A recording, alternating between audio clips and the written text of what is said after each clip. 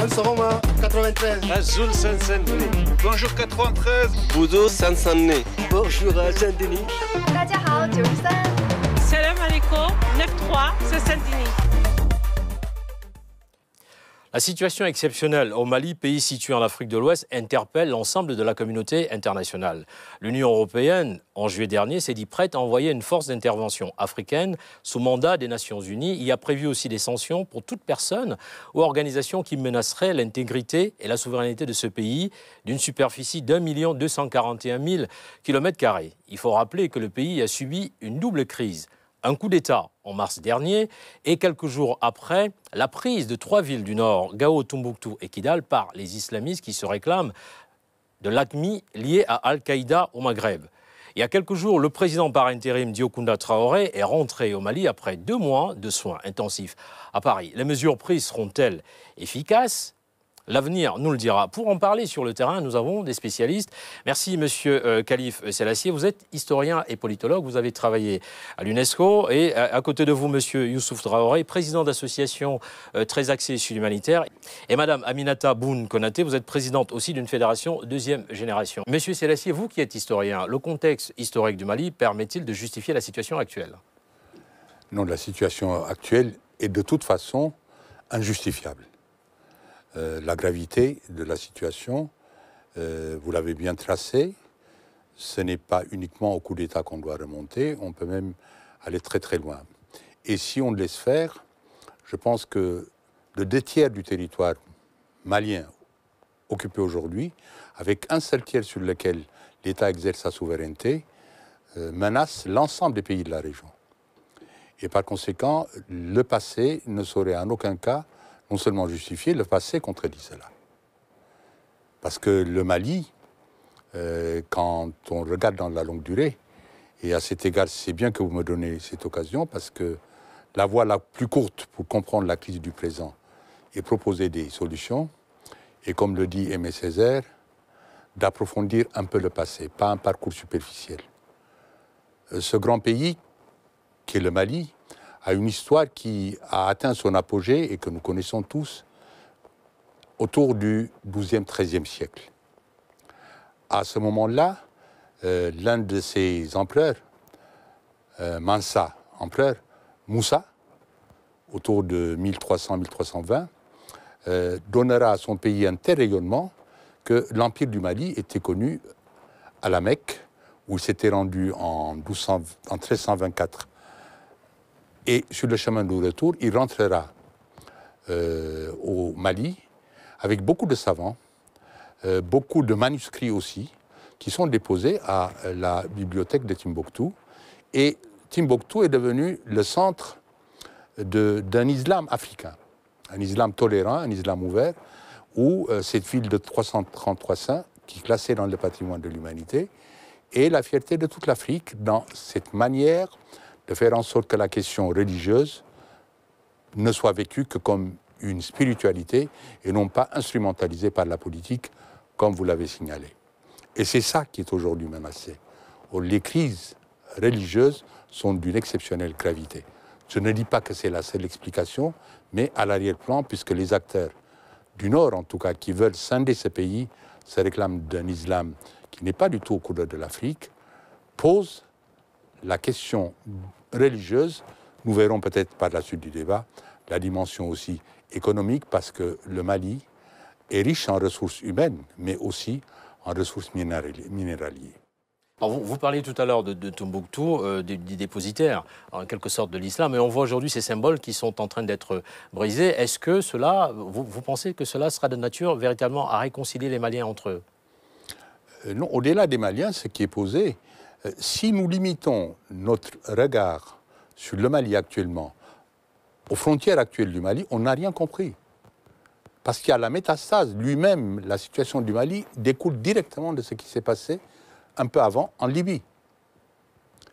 Nous sommes, la plupart d'entre nous, absolument d'accord que Kadhafi est un dictateur, qu'il était temps qu'il bouge. Mais cette responsabilité a été prise en charge par la communauté internationale et par le peuple libyen lui-même. Mais au moment où il s'est écroulé, on savait qu'il y avait beaucoup de tribus, de communautés qui étaient armées, qui allaient descendre vers le sud. Ce n'est pas le Mali seulement qui est visé. C'est la sous-région entière. Le Niger, le Tchad. Et un peu avant, nous avons vu, aujourd'hui encore, au Nigeria, des groupes qui se réclament d'un islam radical commettre des actes terroristes. Et au préalable, comment oublier ce qui s'est passé en Algérie même, quand un terrorisme qui a duré pendant plus d'une dizaine d'années, avec ce que l'on a appelé le Taliban, tout cela, c'est lié. Vouloir isoler un problème de son contexte global appauvrirait notre manière d'appréhender le problème et donc de proposer éventuellement des solutions. Il faut avoir une lecture géopolitique, si je vous suis.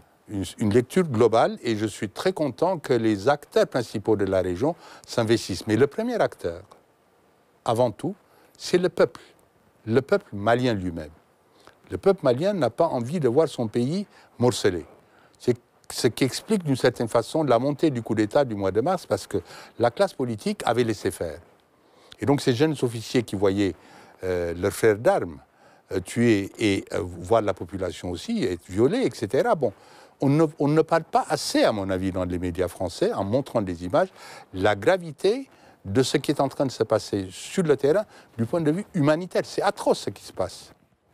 Moi, une occasion organisée à l'UNESCO par les Chinois, en présence d'Aminata Traoré, j'ai été amené à intervenir en disant « Nous sommes tous des Maliens aujourd'hui. Si nous ne réagissons pas, à l'instar de ce qui a été dit dans Le Monde, nous sommes tous des Américains quand il y a eu les attentats contre les deux tours, parce que ce qui est posé, c'est la déchirure qui divise actuellement le Mali, nous divise chacun d'entre nous.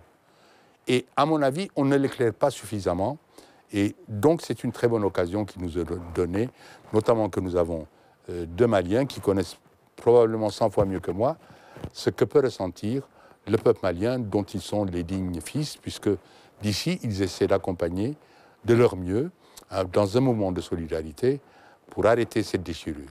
Les seconds acteurs, vous l'avez dit en introduction, c'est bien aussi que la CEDEAO, qui regroupe les États de la région, voit dans quelle mesure elle peut accompagner ce que les Maliens eux-mêmes auront décidé. Donc il faut que les Maliens s'attellent à trouver le commencement d'un apaisement en eux-mêmes pour faire appel par la suite aux autres. Alors vous avez parlé de deux choses, vous avez parlé de l'action humanitaire, nous en parlerons tout à l'heure avec nos deux acteurs sur le plateau. Et vous avez aussi parlé des questions de souveraineté. Vous êtes un expert et vous avez côtoyé à l'UNESCO des gens d'une classe exceptionnelle, Amadou Matarambo, les deux secrétaires généraux aussi, et Aimé Césaire. La position de l'UNESCO vous satisfait-elle concernant le Mali ? La position de l'UNESCO, à mon avis, je le dis en toute sincérité, n'a pas été à la hauteur de l'événement, ni quand il y a eu les Bouddhas de Bamiyan en Afghanistan qui ont été bombardés et détruits par les talibans, ni actuellement dans ce qui se passe à Timbuktu. Parce que si c'est classé dans le patrimoine de l'humanité, il y a une convention, la convention de 1954, qui s'appelle Convention pour la protection des biens culturels en cas de conflit armé. À partir du moment où le Mali et la communauté internationale a classé ce patrimoine, il est du devoir de l'UNESCO d'envoyer sur le terrain, et la Convention le permet, des observateurs, exactement comme on envoie les représentants de la Croix-Rouge internationale pour protéger les atteintes graves contre la population. Donc ces sites sont classés dans le patrimoine pour être protégés, et non pas pour un simple petit label pour du tourisme. C'est surtout en cas de conflit armé que l'UNESCO doit montrer de manière concrète comment elle peut mobiliser l'opinion publique internationale et aussi sa convention elle-même et l'instrumentaliser. Et si ce n'est pas mis en œuvre, ce n'est qu'un petit bout de papier qui est signé et qui n'est pas mis en pratique. Et sur ce plan-là, certes, l'UNESCO a fait des déclarations, mais je le dis, ça n'est pas assez. Il faut s'engager davantage parce que là, c'est à la fois le patrimoine matériel et le patrimoine immatériel, qui était en train d'être numérisé d'ailleurs, le contenu de la bibliothèque de Timbuktu, mais le processus n'était pas terminé. Et par conséquent, chacun de nous doit apporter sa pierre à empêcher cette destruction de cette mémoire collective. Et je pense que les efforts de l'intérieur comme de l'extérieur comptent, mais d'abord et avant tout, les efforts de l'intérieur, les efforts des pays africains eux-mêmes, au niveau de l'Union africaine, et ensuite seulement je parlerai de l'Union européennes, voire des Nations Unies, pour coiffer le tout. Mais c'est à nous de nous serrer les ceintures et regarder notre siècle en face. Qu'est-ce que vous faites? Quel regard avez-vous de la responsabilité des politiques dans la crise malienne et son impact au niveau de toute la sous-région? Je pense que, d'abord, ils attendent que le mal soit fait pour secourir, alors que le processus de la déstabilisation de l'ensemble de ces pays a commencé il y a très très longtemps. Quand les actes terroristes ont commencé en Algérie, il fallait voler au secours de l'Algérie en disant voilà, c'est grave ce qui est en train de se passer. Bon. Mais on a laissé faire en disant bon. De telle sorte qu'aujourd'hui, l'Algérie, qui avec le Mali, qui avec la Mauritanie, qui normalement, avec les pays de la région, devait apporter son concours, il y avait un début d'une matrice militaire qui aurait dû venir au secours. L'Algérie est un peu frileuse aussi, parce qu'elle a peur aussi d'être accusée d'hégémonisme aussi.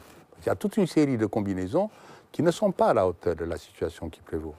Alors combien de temps ce qui s'est passé hier en Côte d'Ivoire, avant-hier, avant que Alpha Konaré ne soit élu en Guinée, quand la soldatesque a, dans ce stade, déshonoré ce qu'est la culture africaine en procédant à ces viols. Tout ceci est lié, tout ceci est proche. Et par conséquent, le Mali, c'est l'apogée de ces crises. Et si on ne trouve pas un début de solution à cette crise, ça va à nouveau recontaminer les autres pays qu'on croit être stables. Non, ils ne sont pas stables, ils sont encore plus fragiles maintenant. Et donc, laisser faire du Mali l'Afghanistan de l'Afrique, comme certains journalistes l'écrivent, c'est d'une exceptionnelle gravité. Et donc, je pense que les politiques, d'abord africains eux-mêmes, il faut qu'ils soient à la hauteur de ces tâches. Or, si ce qui s'est passé s'est produit, moi je n'ai pas peur de le dire, c'est que la corruption a gangréné la plupart des dirigeants politiques, de telle sorte qu'ils sont vraiment en opposition avec les intérêts de leur peuple. Leur peuple ne croit plus. On était à un mois des élections au Mali. Élection présidentielle, oui, tout à fait. Oui, au mois d'avril. Le coup a eu lieu un mois avant. Pourquoi? Parce qu'au nord, il y avait ce qui était en train de se passer, des viols, des soldats en train de les tuer. On savait très bien que derrière les revendications de l'Azawad, il y avait, qui se cachaient derrière, des radicaux musulmans, ça ne correspond pas à l'islam aux couleurs de l'Afrique. Tout ceci, on l'a laissé faire. Bon, laissons le bénéfice du doute. J'ai l'impression qu'aujourd'hui, ils veulent prendre à bras le corps le problème. Les pays de la région, les structures de la région, CEDEAO et autres, ont fait appel à l'Union africaine, voire l'Union européenne, pour accompagner les efforts de pacification. Mais si cette analyse n'est pas poussée en profondeur, le mal, les remèdes qui seront proposés seront pires que le mal. Et je persiste et je signe pour dire d'abord, écoutons les Maliens. Qu'est-ce qu'ils proposent? Qu'est-ce qu'ils veulent? Ça ne peut pas continuer comme ça. Et c'est sur la base de cela que les pays de la région peuvent s'investir, et à plus forte raison des pays comme la France ou les États-Unis, qui ont aussi un grand intérêt à ce que cette région se stabilise. Que cette région se stabilise. Alors, je vais m'adresser à vous. Vous êtes certes dans l'humanitaire, mais vous avez un regard et une analyse sur ce qui se passe dans votre pays, qui est aussi le nôtre, le Mali. J'aimerais avoir votre point de vue, Monsieur Traoré. Alors déjà, moi, je vais d'abord remercier Kiflé. C'est vrai que ce qu'il a brossé, là, c'est vraiment un très beau portrait de la situation sur le Mali, et qui est vraiment réel. Hein. C'est-à-dire que ce qui s'y passe en tant que Malien me touche énormément. Et c'est vrai que nous, en tant qu'association qui agissons sur le Mali depuis de nombreuses années, on a vu la situation se détériorer de plus en plus. Bon, aujourd'hui, on est tous touchés. Hein. C'est vrai que les Maliens en France, les Maliens aussi qui sont encore là-bas, mais qui souffrent. Hein. On a espoir. On a espoir. Vous avez développé à l'instant que le président était revenu. Donc c'est peut-être un espoir. On a besoin aussi des pays qui touchent le Mali. C'est vrai que ce qui se passe chez nous peut aussi influer sur les pays autour. On pense qu'au niveau diplomatique, il y a un travail à faire. Et ce travail diplomatique ne se fera que par des gens vraiment, ou des personnes qui ont la volonté, la fibre patriotique pour que le Mali redevienne le grand empire dont M. Kiflé parlait à l'instant. On a tous été bercés de cette histoire. Vous avez des rêves de retour. Exactement, c'est vrai que c'était un très grand empire. Cet empire, on a été bercés par les histoires que nos grands-parents nous racontaient. Donc on rêve de ça, c'est pour ça que le Malien est resté toujours fier. parce qu'on sait que cette identité malienne, elle est très forte. Hein. Elle est très forte, d'ailleurs, on la revendique tous les jours. Mais aujourd'hui, on a mis à mal cette identité malienne avec ce coup d'État et un petit peu que personne n'a compris, on ne s'y attendait pas non plus, hein, qu'il y ait un coup d'État de cette manière et qu'au nord du Mali, il y ait une revendication armée, parce que c'est vraiment armé, que pour nous, le Mali est indivisible, hein, que Tombouctou fait partie du Mali, comme Kidal fait partie du Mali. Donc aujourd'hui, des gens qui se revendiquent maliens prennent les armes pour une cause que nous, les Maliens, ne comprenons pas, on est un peu perdus. On parle de l'islam comme si les Maliens ne croyaient pas en Dieu, mais il n'y a qu'un seul islam, et cet islam Kiflé nous l'a développé, ce n'est pas l'islam qu'on pratique en Afghanistan, non, du tout. C'est un islam très tolérant. Le Malien est déjà très tolérant. Il faut savoir qu'il y a un grand brassage éthique au Mali. On vit ensemble depuis des siècles. Hein. Donc on a pu vivre tous ces temps ensemble. Donc aujourd'hui, on ne comprend pas pourquoi aujourd'hui il y a ça chez nous. Donc on a espoir, hein, on a encore espoir. C'est vrai qu'aujourd'hui, les actions des associations sur le terrain ont été réduites on va dire dans les 3 villes. Dans les 3 villes. Voilà. Donc on va continuer le travail. Il faut garder de l'espoir. Il y a une jeunesse qui existe au Mali. Il y a une jeunesse à l'extérieur du Mali. On est en connexion grâce aux nouveaux moyens de communication, qui est l'Internet. On est au courant de tout. Donc ce qui se passe là-bas, on est au courant ici. Donc maintenant, on va prendre le problème au bras-le-corps pour tous s'entraider, pour essayer d'avancer. Et on pense qu'à l'avenir, même si un jour d'autres pays autour du Mali pouvaient être touchés par la même chose, eh bien, cette fois-ci, on saura que l'exemple malien pourrait peut-être donner un exemple aux pays autour pour dire, voilà, il s'est passé ça chez nous, aujourd'hui on a pu s'en sortir, on va vous donner un coup de main parce que l'Afrique est un aussi et indivisible un jour. Le cordon de la jeunesse, alors Madame Konaté, vous êtes, je veux dire, président d'association, mais vous êtes jeune, vous avez suivi tout à l'heure un aîné, le spécialiste et politologue, qu'est M. Sélassié. Est-ce que, quand on observe un peu ceux qui ont fait le coup d'État, aussi bien à Bamako que ceux qui ont pris les 3 villes du Nord, c'est un peu la même catégorie, c'est la même génération. Qu'est-ce qui pour vous peut expliquer que les jeunes aujourd'hui se rebellent et on arrive aux armes quand on sait que la déclaration de Bamako, de la jeunesse africaine, s'est faite à Bamako lors du dernier sommet Afrique-France?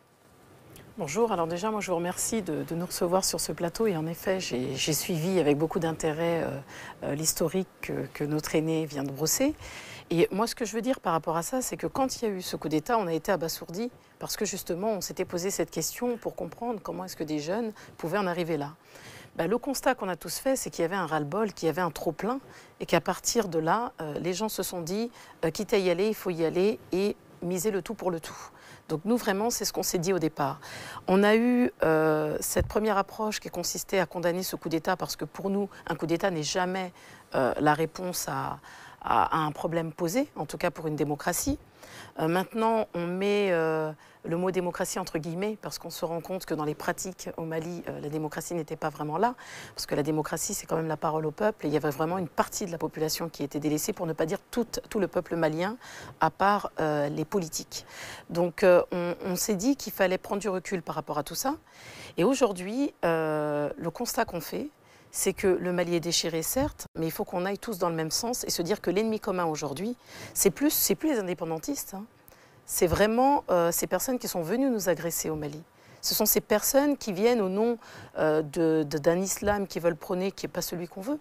Parce que l'islam, c'est la religion de la tolérance, c'est pas l'islam des violeurs, c'est pas l'islam des barbares, c'est pas l'islam du recul. Tout à l'heure, Youssouf parlait de cette nostalgie par rapport à l'Empire du Mali. C'est pas un retour en arrière, c'est un retour aux valeurs qui nous sont propres. Et ces valeurs-là, moi je pense qu'elles sont universelles, elles transcendent le temps. Et comment vous les déclinez, ces valeurs? Ces valeurs-là, c'est des valeurs humanitaires, c'est des valeurs de partage, c'est pas des valeurs assoiffées de sang. Et là aujourd'hui, les valeurs qu'on veut nous imposer, ce sont des valeurs assoiffées de sang. Tout à l'heure, vous parliez de la corruption. La corruption, ce ne sont pas des valeurs qu'on prône, hein. C'est aussi un changement au niveau des politiques, puisque les mentalités changent, et non pas le jeu de la chaise musicale avec l'enfant de l'autre qui va avoir tel poste, et toujours les mêmes personnes qu'on voit au sommet de la colline à Koulouba. Donc c'est tout ça. Ça, ce sont des choses que nous, on partage complètement, parce qu'en France, on a vu aussi qu'il y avait un changement par rapport à la politique française. Donc les jeunes ont investi le terrain politique. C'est la même chose en Afrique. Les jeunes veulent investir le terrain politique parce qu'ils pensent que pour changer les mentalités, il faut aussi que les gens changent. Et vous trouvez que les politiques, notamment l'ancien président, dont on ne comprend toujours pas, où on ne justifie toujours pas le coup d'État, a été très laxiste par rapport à l'appel de la jeunesse? Laxiste, c'est même pas le mot. Il a été sourd. il a été sourd à cet appel de la jeunesse. Quand on voit la composition du gouvernement, du moins les compositions du gouvernement qu'il a fait, puisqu'il a fait quand même 2 mandats, il y a eu plus qu'un laxisme. Moi, je pense qu'en Afrique, il y a aussi cette mentalité qui consiste à dire la politique, c'est une affaire d'anciens et pas une affaire de jeunes. C'est faux. Les jeunes sont l'avenir d'un pays. Donc, à un moment donné, on a besoin des anciens, mais on a aussi besoin des jeunes. Donc, moi, je pense que c'est en fédérant ces compétences qu'on y arrive. C'est peut-être utopique, mais c'est une réalité.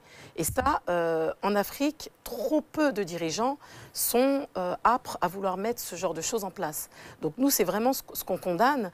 Et à travers les actions qu'on met en place, on essaye, nous, de travailler justement avec ces jeunesses, parce qu'on est tous touchés par les mêmes problématiques. Tout à l'heure, Youssouf parlait des coopérations qui sont arrêtées. Elles ne sont pas arrêtées que dans les 3 villes qui sont occupées aujourd'hui. Elles sont arrêtées dans tout le Mali, parce que c'est la stabilité du pays qui a été mise à mal, et les personnes avec lesquelles on travaille n'ont plus confiance en l'état actuel du Mali, et c'est légitime. Les gens partent là-bas pour travailler ensemble et faire avancer les causes, mais on ne part pas là-bas pour se faire tuer, ou tout simplement mettre des choses en place aujourd'hui qui demain sont détruites. Donc c'est des choses qui se comprennent, et nous on travaille à la remise en place de ces coopérations, à la remise en place de ce travail en partenariat pour lequel on a tant œuvré. Nous ça fait des dizaines d'années, mais il y a des gens qui ont œuvré toute leur vie pour ce genre de travail. Faut-il une solution armée au Mali? Que pense le président de la CEDEAO et aussi président de la Côte d'Ivoire, M. Alassane Dramane Ouattara? Nous le suivons lors de son passage à l'Élysée en compagnie du président François Hollande.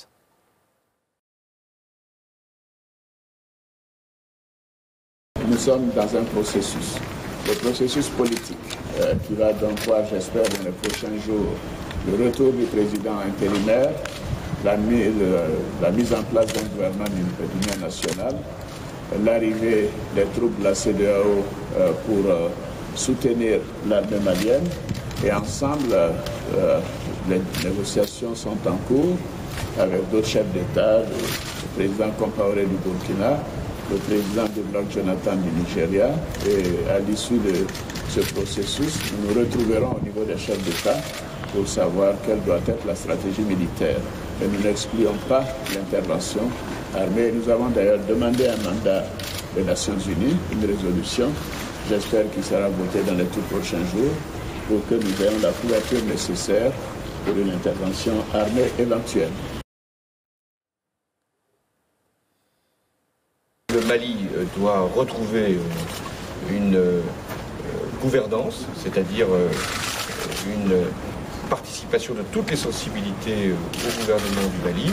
Je sais que le président Traoré va se rendre dans son propre pays. Il était ici en France et vous en connaissez les raisons. Et il va faire ce travail indispensable de rassemblement, de réconciliation.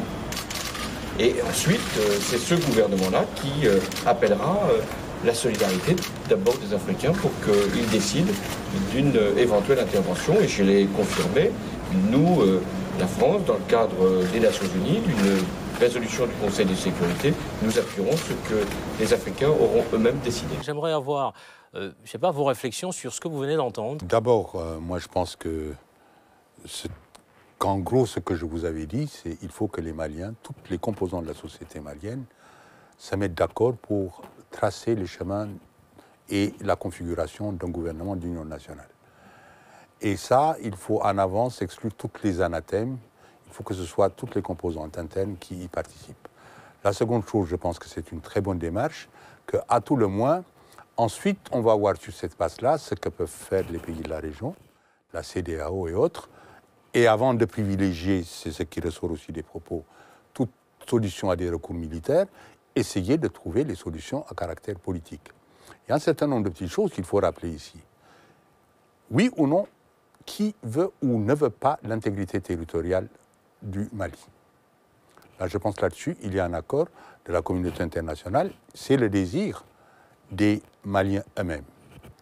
Deuxièmement, on a brodé un peu sur la démocratie maintenant que c'est un échec, mais longtemps, le Mali a été cité comme un modèle parce qu'après tout, le président, rendons-lui aussi le mérite, sortant, s'il n'a pas organisé beaucoup de choses, il se disait qu'en avril, il y aura les élections, ce sera mon successeur. Qui aurait eu face à... Bon, il a été trop laxiste. Mais il s'est refusé, contrairement à ce que voulait faire son collègues au Sénégal de changer la Constitution pour se maintenir. Ça, c'est déjà en soi bon. Mais dans ce que dit ma sœur, je suis tout à fait d'accord que, Aminata, la démocratie formelle n'a rien à voir avec la vraie démocratie. Et d'autre part, quand on dit le Mali a été cet ensemble-là, il n'est pas question de parler de retour en arrière. Non, c'est retenir les lignes de force de ce qui a constitué ce grand empire, cette grande civilisation. Et il y a une chose que j'ai oublié de mentionner, et dont, quand on est un Africain, on doit être énormément fier que cet empire a fait, c'est ce que l'on appelle la charte du Mandé, qui est la première déclaration universelle des droits de l'homme connue, et ça date du XIIIe siècle. Et elle existe, nous la connaissons. Voilà donc un immense héritage que le Mali fait à nous tous, et dont on peut être fier. Donc, c'est en s'appuyant sur ces exemples qu'on peut aller de l'avant. Je me refuse, cela dit, à opposer la jeunesse, les personnes les moins âgées, parce qu'il y a des vieux jeunes et il y a des jeunes. Bon. Vous m'avez donné l'occasion de citer M. Amadou Matambo. Tout le monde reconnaît aujourd'hui au Sénégal que si la transition a été rendue possible de manière plus ou moins pacifique, parce que n'oublions pas quand même qu'au premier tour, il y a eu 14 morts, c'est en grande partie aux travaux que ce sage, ancien directeur général de l'UNESCO, a conduit pendant plus de 2 ans, qu'on appelait les Assises nationales du Sénégal. C'est un peu ce processus-là qu'il faut initier. Mais le temps presse. Le temps presse. Il faut trouver les moyens de faire participer l'ensemble des composants de la société malienne au niveau non seulement occidental de ce que l'on appelle la société, mais les différentes composantes des peuples et des cultures qui composent. Qu'il s'agisse au niveau des peuples, des Peuls, des Malinké, des Bambara, ils doivent se mettre ensemble. C'est-à-dire que chacun, en fonction de... il s'agit d'un processus. Le président Ouattara a prononcé le terme processus.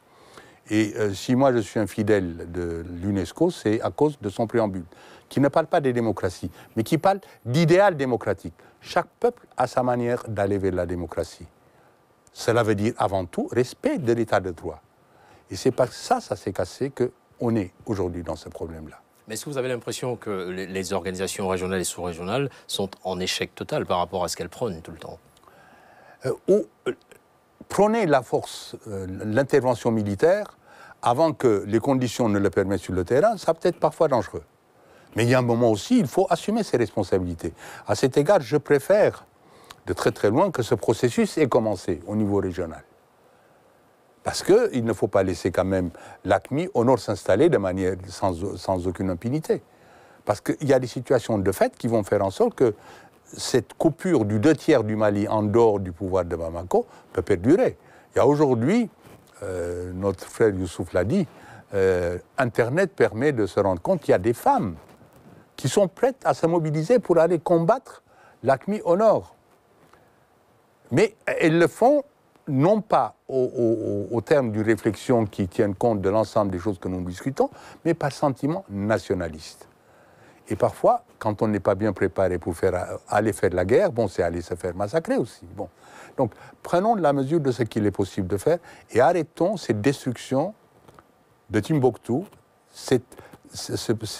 Tout à l'heure, vous avez parlé de lobotisation de nos cerveaux par un ensemble de nouvelles qui viennent importantes, agréables parfois, désagréables par ailleurs. Bon, je pense que ce qui se passe au Mali, je ne vous le dis pas parce que je suis africain, mais en tant que géopolitique, en tant que spécialiste de ce genre de questions, c'est au moins aussi grave, si ce n'est plus grave que ce qui se passe actuellement en Syrie.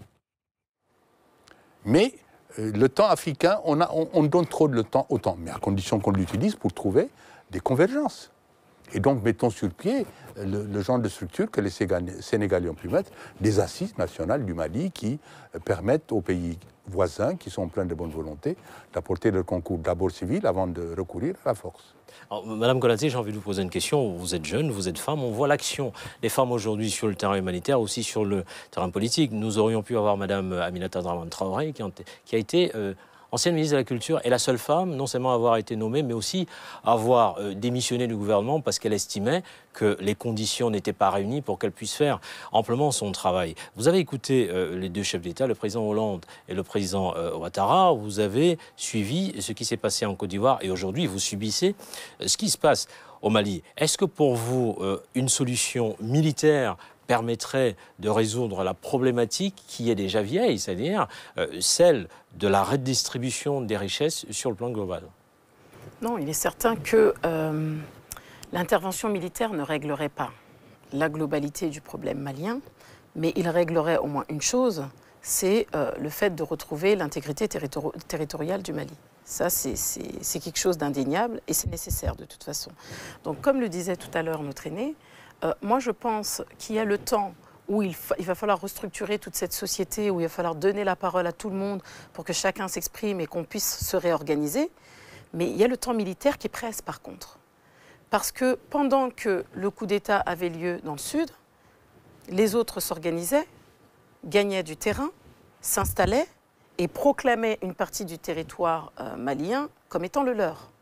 Donc au départ, c'était les indépendantistes qui ont été eux-mêmes chassés et qui maintenant se retrouvent carrément de l'autre côté. Donc maintenant, on a le même combat, puisqu'on combat ces personnes qui sont venues nous envahir.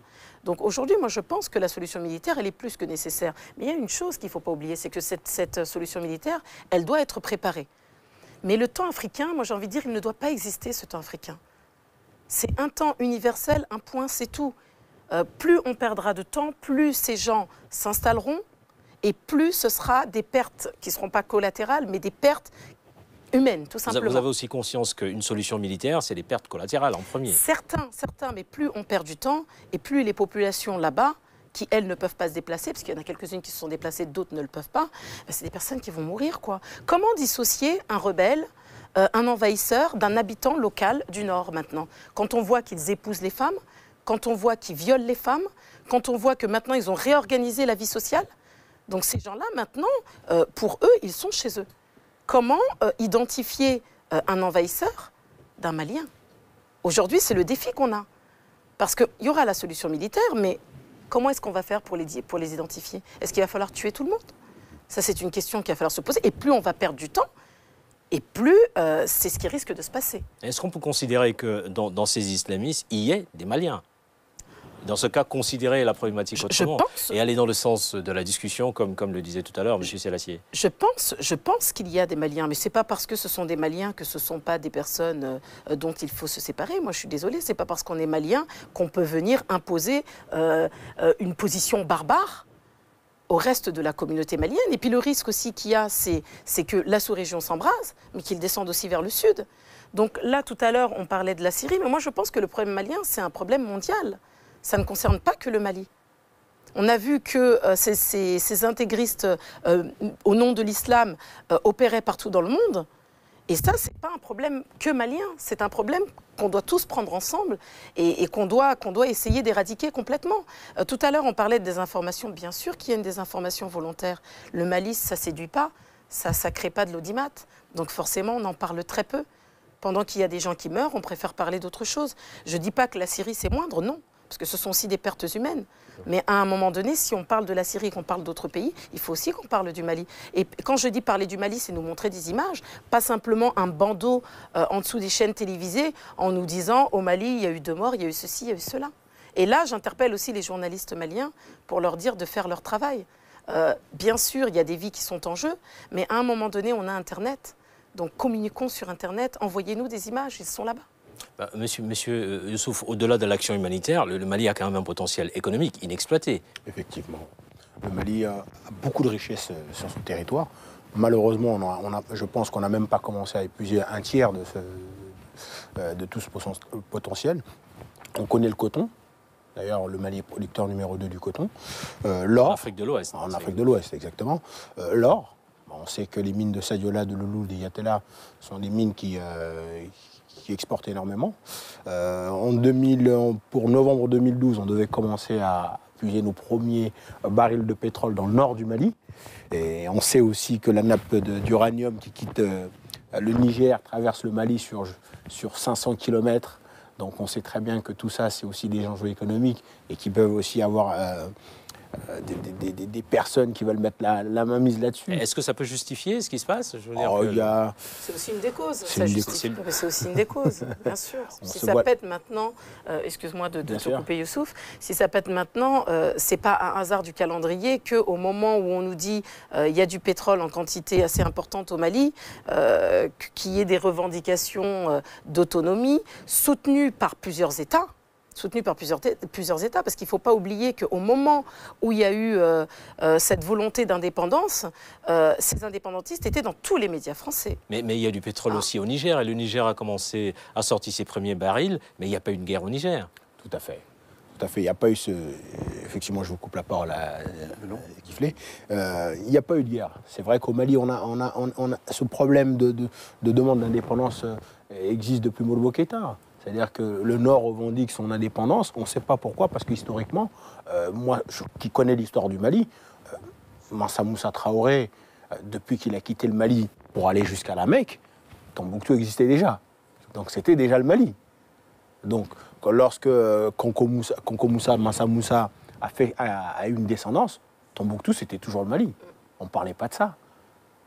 Le commerce dans le Mali, à l'époque, passait par Tombouctou et montait par l'Algérie. Et on continuait dans le Moyen-Orient. Ils étaient où, ces Touaregs-là? Le métissage ethnique a été fait au Mali. On ne parle plus de... Il y a une tradition, mais le métissage ethnique a été fait. Lorsque vous allez à Gao, les habitants de Gao aussi peuvent revendiquer quelque chose, mais ils ne le revendiquent pas. C'est le Mali. Donc pour vous, ce serait un retour en arrière que de poser la problématique Touareg. Ce n'est même plus un retour en arrière. Oui. C'est impossible. Mais je pense que c'est de faux problèmes. Pour moi, ce n'est même pas des métissages. Tout notre continent, c'est le continent de l'unité dans la diversité. S'il y a un continent où on peut parler de diversité, c'est l'Afrique. Et dans l'Empire du Mali, il y a les différents peuples qu'on a cités tout à l'heure. Puisque vous avez touché les questions d'intérêt économique, de ressources, il est certain que c'est au moment même où l'exploitation du pétrole trouvé dans le Nord que cette histoire-là a commencé. Mais par conséquent, on voit la photo là de Aminata Traoré. Intermondialiste, hein, Les étiquettes, moi, je ne suis pas quelqu'un qui tombe dans ce genre de piège facilement, parce que ça ne veut rien dire. Je la connais, comme je connais ATT, comme je connais Alpha Konaré, je les connais. C'est-à-dire les gens avec lesquels j'ai discuté, entre l'étiquette qu'on leur colle et ce qu'ils sont, c'est autre chose. C'est une femme qui parle fort, qui parle clair, ça peut plaire ou déplaire. Dans le contexte actuel, il se trouve que c'est l'une des premières à avoir compris qu'il fallait ne pas rejeter comme ça, de but en blanc, ce que l'on a appelé les putschistes, parce que sur le terrain, elle voyait qu'il y avait des personnes dans la population qui semblaient écouter... Qui adhéraient en quelque sorte. Non, c'est-à-dire ils ont correspondu à l'aspiration unitaire qu'Aminata, notre Aminata sur le plateau, a évoquée, que Youssouf a évoquée, que moi-même, ou vous-même en tant que Camerounais, moi en tant qu'Éthiopien, évoquons l'unité dans la diversité du peuple africain. Par conséquent, sentir le pouls de nos peuples, c'est la moindre des choses. Dans le contexte actuel, si on va aller vers des solutions, j'ai dit les assises nationales du Mali ne seraient pas une mauvaise idée, en l'élargissant peut-être à d'autres pays, parce qu'il y a des espoirs aussi. À côté, vous avez parlé du Niger. Si au Niger ça va un peu mieux, là l'élection a eu lieu. Et ce n'est pas celui qui était poussé par la classe politique qui a gagné. C'est celui qui semblait porté par un courant populaire qui a gagné. Et ça, c'est important. Et reconnaissons aussi qu'en France, le seul fait que le ministre des Affaires étrangères, Laurent Fabius, se soit rendu dans la région pendant 2 jours, c'est déjà un effort d'écoute. Donc un effort d'accompagnement qui me paraît salutaire. Par conséquent, le fait de vouloir privilégier à chaque fois une solution, je regrette ma sœur. Je suis le premier à te dire qu'il faut se lever pour aller en avant. Mais je ne veux pas voir se produire ce qui s'est passé. Aller les faire égorger. Le terrain militaire doit être préparé. Et je pense que sur le plan psychologique, tout le monde est acquis à l'unité du pays. Mais avant de se lancer dans cette aventure, mettez-vous d'accord, vous, les Maliens, les différentes composantes du Mali. Je suis sûr que le Camerounais, que notre journaliste et moi-même, et nos amis européens aussi, et d'autres régions du monde, parce que c'est un problème mondial, La globalisation n'est pas simplement la globalisation par le marché, c'est la globalisation des problèmes qu'a entraîné le marché, puisqu'on a parlé des ressources. C'est les rivalités qui opposent aujourd'hui, disons le mot, Aminata a eu le courage de le dire, aux Chinois qui avaient organisé une réunion pour leur dire, écoutez, c'est les convoitises et l'intérêt que vous portez à l'Afrique qui semblent éveiller les intérêts des puissances qui ne veulent pas que ce soit vous qui vous occupez des matières premières. Bon, cela ne veut pas dire qu'on doit ne pas être aveugle par ce qu'on nous dit sur les uns sur les autres. Ce que les peuples voient, c'est qui me construit les ponts, qui me construit les lignes de communication, les écoles dont j'ai besoin.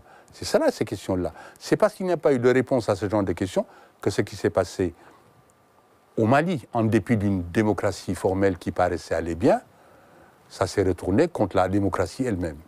Et par conséquent, avant de se lancer dans cette aventure, consolidez votre unité dans la diversité à l'intérieur pour que les pays qui sont autour et les pays un peu plus loin puissent, sur des bases très claires, juridiques, politiques, intervenir. Nous avons suivi dernièrement au niveau de la Commission de l'Union africaine l'arrivée d'une femme à la tête de cette institution. Première chose en Afrique, première réclamation et aussi première surprise. Dans ses premières déclarations, vous parliez tout à l'heure de l'infrastructure routière. Elle a dit que l'unité de l'Afrique se fera sur la base de l'infrastructure routière. Vous qui êtes jeune, est-ce que vous consentez à ces propos ? Alors, il y a eu des choses qui ont changé, qui ont évolué quand même au Mali, on ne va pas se le cacher. C'est vrai qu'ATT, son bilan, aussi mauvais qu'il est, il pourrait le prétendre, pour certains, il y a eu quelques changements. On va partir du Mali après la Cannes. Après la Cannes 2002, on a vu des infrastructures se mettre en place. D'ailleurs, à Bamako, il y a un troisième pont. Il y avait même le projet de faire même un tramway pour Bamako, pour faire un périphérique. D'ailleurs, le périphérique à Bamako existe aujourd'hui, ce qui n'existait pas auparavant. Il y a eu beaucoup de choses. Il faut savoir que Bamako, aujourd'hui, s'est élargi à 70 km à la ronde. Donc, c'est qu'il y a eu beaucoup d'investissements. Donc, il faut savoir aussi que les grandes entreprises, on va dire, autour des grandes entreprises africaines font souvent leur réunion à Bamako. Donc, il y avait une stabilité sur le Mali. Il y avait quelque chose de positif sur le Mali. De gros investissements libyens. Des gros investissements libyens qui ont été faits. Il faut savoir que des hôtels ont été construits. On va dire le grand ministère, le grand ministère malien a été créé, a été fait par les Libyens. Des choses ont été faites au Mali. Bon, on va dire que 20 ans, le Mali a été délaissé quand même. Après que 2 présidents viennent successivement, on a vu un changement. On a vu un changement. C'est vrai, la vie des Maliens a changé. Le pouvoir d'achat du Malien aussi a changé. C'est vrai. Beaucoup de choses ont évolué dans le positif pour les Maliens. Mais on attend encore plus. C'est vrai. On veut des choses authentiques, comme le Sénégal a, ou bien comme la Côte d'Ivoire l'était auparavant. Les Maliens étaient très jaloux de ça, d'ailleurs. De voir l'image de la Côte d'Ivoire, qui était vraiment merveilleux à l'époque, avant qu'il y ait les incidents en Côte d'Ivoire. On regardait la Côte d'Ivoire. La Côte d'Ivoire était l'exemple autour. On avait aussi le Sénégal, qui était aussi stable. Donc le Mali avait cette image-là en tête, d'avoir une stabilité chez elle, et aussi de draguer toutes les grosses entreprises qui étaient installées en Côte d'Ivoire, au Sénégal, de venir s'installer chez nous. D'ailleurs, la Socosim est installée au Mali. On a un port sec aussi. Donc il faut savoir qu'on avait beaucoup travaillé là-dessus pour qu'il y ait quelque chose de positif chez nous. Bon, on a invité, c'est vrai que la Chine a fait des gros investissements sur le Mali. Notamment, c'est la Chine. Hein. Quand on parle du pétrole au Mali, c'est quand même la Chine. Tout à fait. On avait Daewoo qui avait commencé, qui voulait même produire une chaîne à Bamako. Hein. Donc, il y avait de l'espoir. Il y avait beaucoup d'espoir sur le Mali. Bon, aujourd'hui, il y en a encore l'espoir. C'est-à-dire que l'espoir n'est pas mort. Il est peut-être en train de renaître. Alors, comme vous ne voulez pas répondre à ma question, vous parlez d'espoir. Est-ce que, pour vous, je pose la question cette fois-ci à une femme, à la tête de l'Union africaine, de la Commission, il y a une femme. Est-ce que vous vous dites qu'avec elle, nous aurons une autre façon d'appréhender les problèmes ? Je pense qu'avec une femme, il y aura une façon plus humaine d'appréhender les problèmes. Mais maintenant, la question n'est pas de savoir si une femme est plus compétente ou non qu'un homme. Moi, je pense qu'il faut juste quelqu'un de compétent à la tête d'une institution comme celle-là. Mais en tant que femme, ce que je veux dire, c'est que oui, il y aura toujours une solution plus humaine qui sera prônée plutôt que celle des armes, parce que les femmes font rarement couler le sang, contrairement à nos frères, les hommes. Donc voilà ce que je peux dire par rapport à ça. Après, pour compléter ce que Youssouf disait, il faut aussi remarquer qu'il y a quand même une spécificité malienne dans tous les investissements, que ce soit les investissements au niveau des infrastructures ou les constructions d'écoles ou autres. Les ressortissants maliens, ils sont pour beaucoup Ça, c'est une tradition depuis. Les ressortissants maliens, que ce soit ceux de la France ou autres, en tout cas toute la diaspora en elle-même, investit énormément au Mali, construisent des routes, construisent des écoles. Donc ça, c'est un bilan qui n'est pas négligeable. Et là, au vu de la situation qu'on a actuellement, ce sont des choses qui sont plus ou moins stoppées. Donc nous, on travaille à ce que ces choses continuent. Maintenant, pour revenir sur l'exemple de la Chine, oui, la Chine investit au Mali, mais est-ce que la Chine investit de la bonne manière? Je ne crois pas. Parce que investir, c'est bien, mais prendre de la main-d'œuvre locale, la former, c'est encore mieux.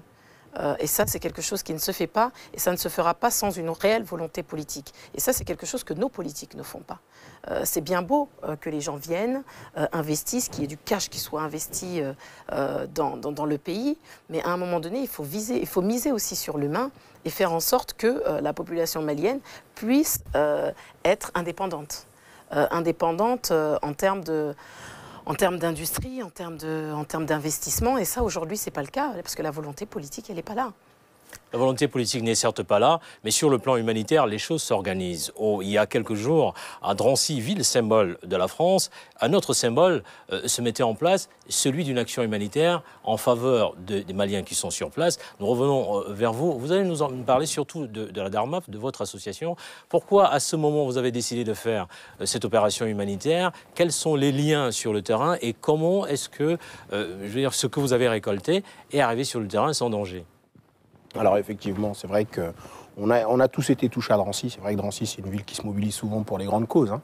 On avait fait les Antilles en 2007. On avait fait après Haïti. Parce qu'il faut savoir qu'à chaque fois qu'il y a un drame dans le monde, les Dranciens, les associations de Drancy se mobilisent pour faire des actions en faveur de ces personnes. Donc particulièrement pour le Mali, car il y a une grande concentration de Maliens à Drancy. Donc ils ont été touchés. D'ailleurs, le député maire lui-même avait été très touché par cet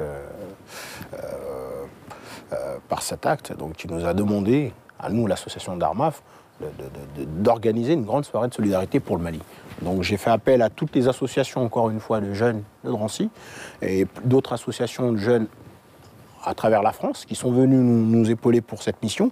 Des élus issus de la communauté malienne. Hein. Il faut savoir que c'est des jeunes qui sont nés ici en France, qui sont des adjoints, des conseillers régionaux, comme Alice Soumaré. Vous avez aussi des maires adjoints, donc, qui sont venus nous rejoindre, donc des associations aussi qui se sont mobilisées pour cette action. Et il y a eu Madame Mintou Doucouré, la femme du président Djankounda Traoré qui était là. Vous avez eu l'ambassadeur qui était là, le consul général du Mali. Vous avez Hadj Kélil de la société Bionour, qui est aussi journaliste chez BFM, qui était là aussi, chroniqueur, donc qui était là aussi. Exactement, un représentant de l'Élysée, M. Romain Nadal, qui était là, conseiller diplomatique du président Hollande, qui était là, qui nous a en même temps dévoilé qu'il y avait une résolution qui venait de passer par rapport à la situation du Mali. Donc on a été tous surpris de ça, donc on était tous contents. Nous avons eu franchement pour cette soirée, pas loin de 800 personnes. Donc on a collecté presque 10 000 euros. Les 10 000 euros tout de suite ont été reversés.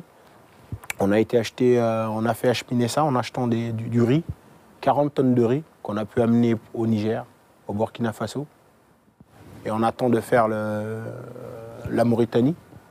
Donc on essaie de faire ça pour le mois d'octobre prochainement. Alors vous avez cité tout le monde sauf un Malien qui a créé une grande marque ici en France. Est-ce que c'est parce qu'il n'était pas là ou il a envoyé un représentant? Alors il n'a pas renvoyé de représentant. Vous parlez de Malamine. Malamine Koné qui n'était pas là. Malheureusement, c'est vrai que son travail lui prend beaucoup de temps. Et je pense que Malamine a déjà fait un communiqué. Récemment, un communiqué est passé par rapport à la situation du Mali. Mais vous avez besoin de moyens financiers, pas de communiqué. Alors les moyens financiers, on en a besoin. Mais c'est vrai que la diaspora malienne est très mobilisée pour cette cause. On dialogue, on parle, on se rencontre, on fait des réunions, on fédère beaucoup de choses. Il y a beaucoup de choses qu'on pu se faire récemment. On s'est rencontrés à plusieurs reprises au conseil régional avec Aminata, avec l'association Deuxième Génération. On a convoqué, on a fait venir l'ambassade, le consulat, pour parler du problème malien, des Maliens, de la vie des Maliens en France aussi. Donc c'est important que les Maliens qui sont en France soient écoutés aussi et que par la suite, leurs paroles soient quand même véhiculées au pays et qu'on sache que les Maliens qui sont ici vivent aussi cette souffrance. Et cette souffrance, à travers notre travail, nous, on va essayer de faire atténuer ça, en sachant qu'on est lié au Mali tous les jours. Ce qui se passe au Mali, on ne peut pas s'en défaire. et que prochainement, on va encore se réunir avec Aminata pour réorganiser une grande soirée, mais ça sera un gala cette fois-ci, pour la cause encore malienne. Donc, pour la cause actuelle. Pour la cause actuelle. Et c'est ce qui vous a décidé au niveau de l'association deuxième génération. Deuxième génération de quoi? De Maliens De Franco-Maliens. De Franco-Maliens. De Franco-Maliens. Et quelle est votre action concrète? Nous, notre action concrète, c'est pas que de travailler autour de la crise malienne. Il faut savoir que Deuxième Génération a été créée à l'issue du film Fatou la Malienne, qui a été très stigmatisant et très insultant pour les Maliens et les personnes d'origine malienne, parce qu'on ne se retrouvait pas du tout dans ce film. Donc on s'est rencontrés lors d'une manifestation contre ce film et on a créé la Fédération Deuxième Génération. La Fédération Deuxième Génération, elle travaille sur des problématiques des Franco-Maliens, donc sur tous les axes de citoyenneté ici en France, mais aussi au Mali, puisqu'on appartient aux deux territoires. Et d'ailleurs, notre action principale, c'est citoyens des deux bords. Il s'avère que la plupart des calendriers électoraux en France et au Mali coïncident. Et on a cette chance d'avoir cette binationalité pour la majorité d'entre nous, donc de pouvoir influer sur le changement aussi bien en France qu'au Mali. Donc on ne se fait pas l'économie de cette chance et on essaye d'attiser un maximum de jeunes à cette cause pour leur dire qu'à un moment donné, il faut prendre sa vie en main. Et ça passe aussi par un investissement politique. Donc ça, c'est l'axe majeur qu'on a au sein de Deuxième Génération. Après, il y a toutes les actions de solidarité qu'on a. Youssouf les a énumérées autour de différents pays. Mais là, principalement autour du Mali, nous, cette année, on a fait le choix d'investir à chaque fois qu'il y avait quelque chose concernant le Mali. Donc quand Youssouf nous a appelés pour le moment à Drancy, il était impératif qu'on soit présent et qu'on travaille de manière conjointe pour être beaucoup plus efficace. Donc on essaye de faire en sorte que les calendriers ne s'entremêlent pas. Donc quand il y a quelque chose, tel mois, chez un tel, on va toucher cette personne, et ainsi de suite. Donc là, à Montreuil... C'est les enfants avec. Exactement. Là, le 22 septembre, à Montreuil, le 22 septembre, fête de l'indépendance, donc fête nationale du Mali, on a voulu marquer le coup à Montreuil. Montreuil parce qu'il y a énormément de Maliens, mais au-delà de ça, on a cette chance d'avoir une très très grande salle de plus de 6000 personnes qui peut nous accueillir et on a décidé d'en faire un grand gala de charité. Mais dans un premier temps, cette cérémonie, elle vise d'abord à tous nous retrouver, à tous nous rassembler, puisque à l'issue de cette crise, au départ de cette crise, c'est quand même un problème d'unité. On avait une partie des Maliens qui voulait se séparer d'une autre partie des Maliens. Donc nous, l'image qu'on veut montrer, c'est que la majorité des Maliens de France, en tout cas, sont unis et vont dans le même sens et qu'aujourd'hui, on a tous un ennemi commun. Ce sont ces imposteurs du Nord qui sont venus s'imposer à nous. Donc ça, c'est le premier message qu'on envoie. Le second message, c'est qu'on veut rassembler au-delà de la communauté malienne, parce que cette crise malienne, comme j'ai eu à le dire précédemment, n'est pas que malienne. Et pour ça, il faut qu'on ait un perchoir pour pouvoir le faire, pour pouvoir le dire. On a cette chance d'avoir un jeune député qui vient tout juste d'être élu, qui s'appelle Razi Hamadi, qui nous soutient très fortement pour cet événement-là, donc qui va nous mettre les moyens nécessaires pour qu'on puisse travailler cette dimension et rassembler au-delà de la communauté malienne, parce que ce n'est pas qu'un problème malien.